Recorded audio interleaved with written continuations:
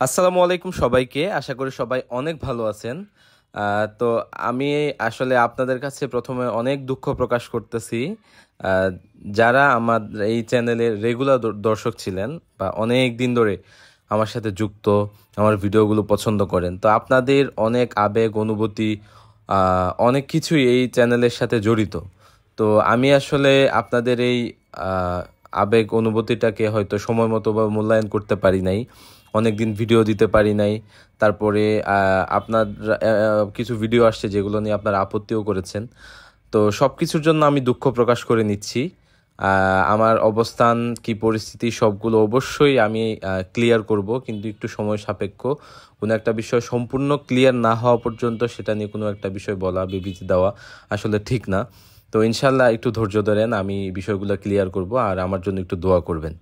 আজকের এই ভিডিওটা করার মেইন উদ্দেশ্য হচ্ছে পাহাড়ি দেশি মুরগি নিয়ে অনেক বেশি পরিমাণে প্রতারণা হচ্ছে।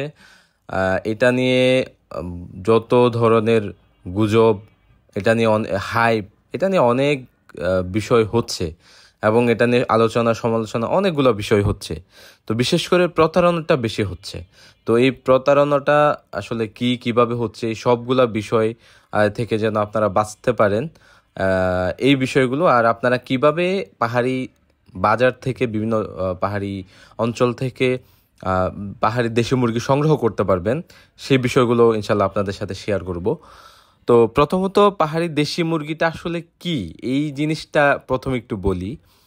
পাহাড়ি দেশি মুরগি বলতে আহ, পাহাড়ি অঞ্চলে, যে আমাদের পার্বত্য অঞ্চলে যে হিলি চিকেন যেটা পাওয়া যায়, পাহাড়ে যে মুরগিটা পাওয়া যায়, পাহাড়িরা পালন করতো অনেক দিন ধরে, যেটা আলাদা কিছু বৈশিষ্ট্য আছে, ওটাকে সাধারণত হিলি চিকেন বলতো। আগে হিলি চিকেন নামে পরিচিত ছিল। বিগত 3 বছর আগে, বা আপনি 1.5 বছর, সর্বোচ্চ 1.5 বছর কি 2 বছরের কাছাকাছি সময় ধরেই এই পাহাড়ি দেশি মুরগি নামটা পরিচিত। এর আগে কিন্তু সর্বোচ্চ হিলি মুরগি, হিলি চিকেন এই কথাটা ছিল। পাহাড়ি দেশি মুরগি নামে আসলে এরকম কোনো শব্দ ছিল না। আর যে আমি জানি না, আমার জানা মতে পাহাড়ি দেশি মুরগি সম্পর্কে কোনো শব্দ, এটা নিয়ে কোনো ওরকম ইয়া ছিল না। তো বিগত আমি আসলে এই হিলি চিকেন, এই মুরগিটা নিয়ে কাজ করতেছি বিগত অনেক আগে থেকে। এটা প্রায় আমি 16-17 সাল থেকে আমি এটা নিয়ে কাজ করতেছি, যেহেতু আমি ওই অঞ্চলে থাকি। তো এটা বেশি পপুলারিটি পায় যখন আমি বিগত 2 বছর আগে, 2 বছর আগে থেকেই এই মুরগিটা নিয়ে আবার নতুনভাবে ভালোভাবে কাজ করি। আমি মুরগিটা যখন সংগ্রহ করতেছিলাম বাজার থেকে, তখন আমি এটাকে আসলে হিলি চিকেন না বলে এটাকে বাংলায় আমি পাহাড়ি দেশি মুরগি এই বিষয়টা উল্লেখ করি। তো এরপর থেকেই আমি ওভাবে পাহাড়ি দেশি মুরগি নামে এই বিষয়টাকে ডাকি। তো স্বাভাবিক, একটা পাহাড়ে পাওয়া যায় ওই মুরগিটা পাহাড়ি দেশি মুরগি, এই হচ্ছে আমার মতে পাহাড়ি দেশি মুরগি। তো এরপর থেকে আমি এটা নিয়ে আর একটু ভালোভাবে কাজ করতেছি। আপনাদের অনেকের আগ্রহ দেখলাম, ভিডিওগুলো আপনাদের ভালো লাগতেছে। তো আমি যখনই বাজারে যাচ্ছি, মুরগি সংগ্রহ করতে যাচ্ছি, তখনই আসলে ভিডিও করতাম এবং ভিডিওগুলো পোস্ট করতাম। আপনারা অনেক পছন্দ করতেন। ওভাবে আসলে এই জিনিসটা আপনাদের মধ্যে একটা এটা নিয়ে অনেক আগ্রহ, অনেক কিউরিসিটি জেগে ওঠে। তো এই যে একটা আগ্রহ জেগে ওঠা, এটা কিভাবে আনা যায়, সংগ্রহ করা, এই যে আসলে চাহিদাটা তৈরি হয়ে গেল, এই চাহিদাটা তৈরি হওয়া থেকেই আসলে মূল প্রতারণাটা শুরু হয়। তো প্রথমে আমি এটা নিয়ে কাজ করা শুরু করি। কাজ করা বলতে আমার খামারে আমি এটা সংগ্রহ করি, তুলি।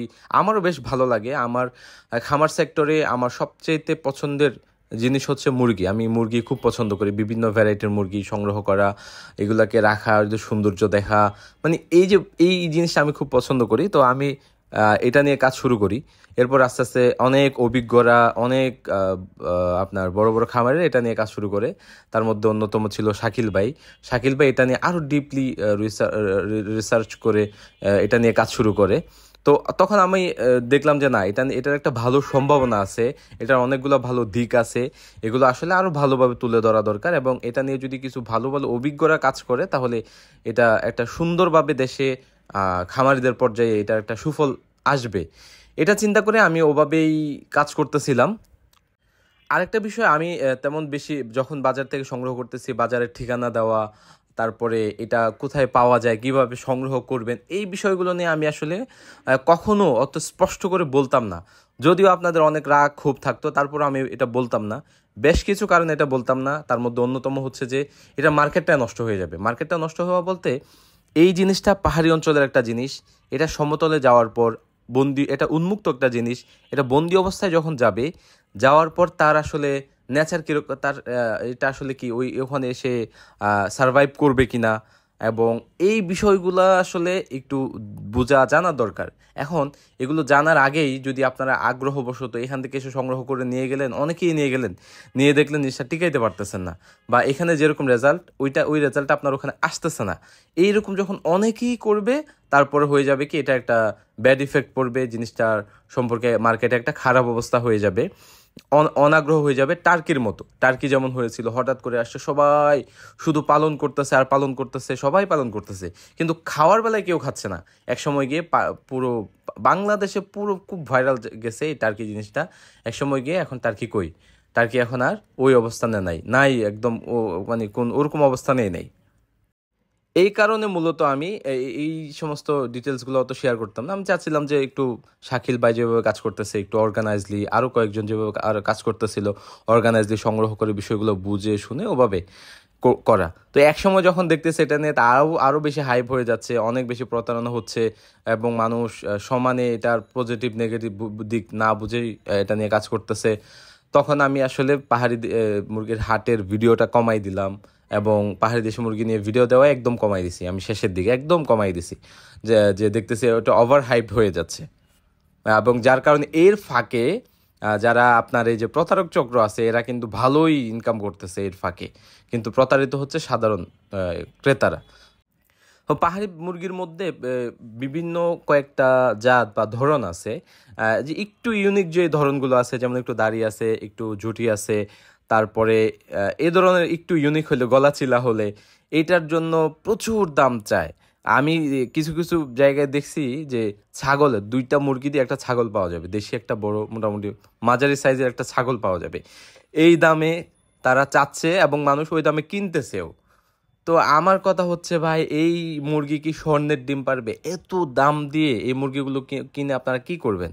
যদি আপনার অনেক শৌখিন হন, 2-1টা কিনতে পারেন, কিন্তু অনেকেই যেই পরিমাণ দাম দিয়ে মুরগিগুলো কিনতেছেন, কেনার পরে এই মুরগিগুলোটা যখন আপনি বড় করবেন, বড় করার পরে যখন অ্যাভেলেবল হয়ে যাবে, যখন মার্কেটে এটা অ্যাভেলেবল থাকবে, তখন আপনি এই জিনিসটা মার্কেটে বিক্রি করতে গেলে এটা আপনি কি হিসাবে বিক্রি করবেন? সাধারণ দেশি মুরগি যেই রেটে বিক্রি হচ্ছে সেই রেটে বিক্রি করবেন। এর থেকে বেশি আসলে হয়তো বা আপনার কাছ থেকে কোনো খামারি এই জাতটা সম্পর্কে জেনে নিয়ে যাচ্ছে, সে হয়তো একটু বেশি দাম দিবে, কিন্তু এর থেকে বেশি আপনি পাবেন না।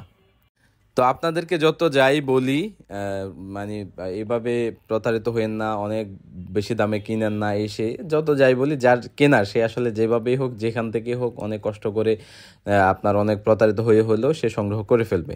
তো এখন যেহেতু এটা নিয়ে আমি অনেক দিন ধরে কাজ করছি, এবং এটাকে এত বড় করে সবার কাছে পরিচিত করানোর পিছনে একটা চেষ্টা করছি অবদান রাখার। তো এখন আসলে আমারও একটা এই প্রতারণার হাত থেকে বাঁচানোর জন্য, বা আপনাদেরকে একটা পথ দেওয়া দরকার, বা এটার জন্য একটা উদ্যোগ নেওয়া দরকার।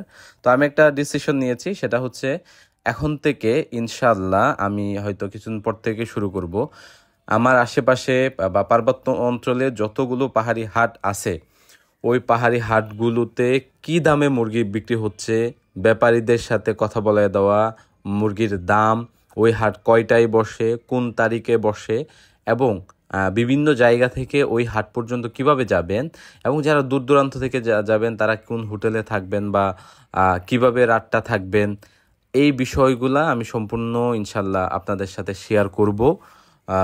আমি আমার আশেপাশে যত হাট আছে সবগুলোর পরিপূর্ণ কিছু ভিডিও দিব, যাতে করে আপনারা নিজেরা গিয়ে স্বচক্ষে দেখে কম দাম বেশ দাম পরিস্থিতি সব কিছু বুঝে তারপর সংগ্রহ করতে পারেন।